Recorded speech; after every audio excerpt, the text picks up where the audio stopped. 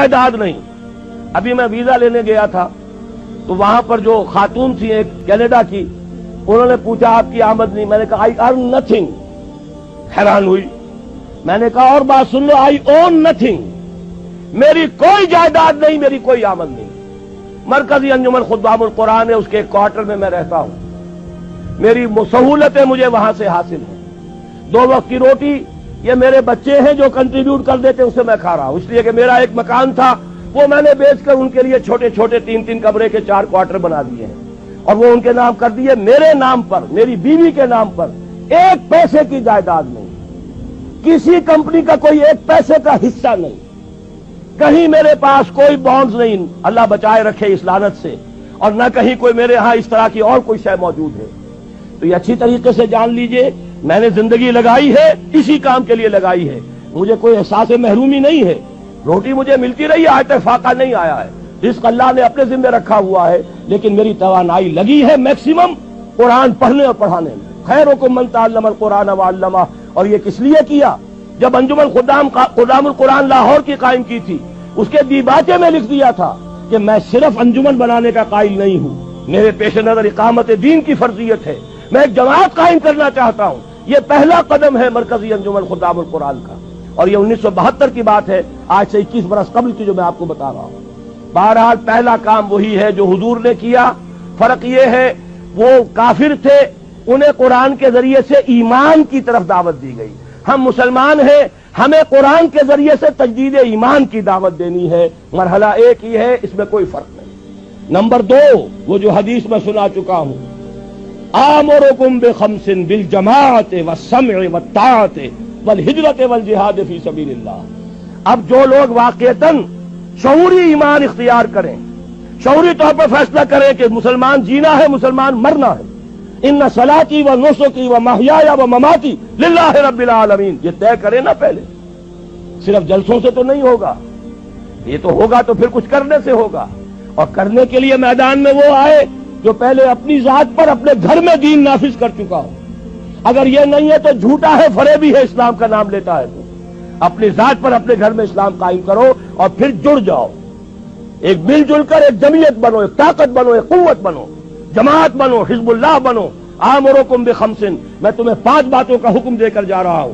جماعت کی شکل میں رہو, جماعت بھی ڈھیلی ڈھالی نہیں. بالجماعت والسمع والطاعت, سنو اور اطاعت کرو, لسن اینڈ اوبے. ایسی منظم جماعت. یہ منظم جماعت کیا کرے گی؟ ہجرت اور جہاد. ہجرت کے بارے میں پوچھا گیا, ای الہجرت افضل یا رسول اللہ, اے اللہ کے رسول یہ بتائیے سب سے افضل ہجرت کون سی ہے؟ فرمایا ان تہجر ما کرہ ربک, ہر اس چیز کو چھوڑ دو جو تمہارے رب کو پسند نہیں. یہی وجہ ہے میں نے جب جماعت تنظیم اسلامی کے نام سے قائم کی ہے, اس تنظیم اسلامی کی جماعت میں جو عہد نامہ ہے اس میں شمولیت کا, اس کی پہلی شق یہی ہے, انی اعاہد اللہ, میں اللہ سے ایک عہد کرتا ہوں, ان اہجر کل ما یکرہہ, ہر اس چیز کو چھوڑ دوں گا جو اسے ناپسند ہے. یہیں سے شروع ہوگی ہجرت. اسی کو کہا ہے یہ سب سے اونچی ہجرت ہے, افضل ہجرت ہے.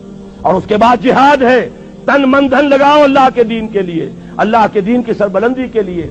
اور اس کے 3 مرحلے آئے ہیں ہماری ایک حدیث کے اندر.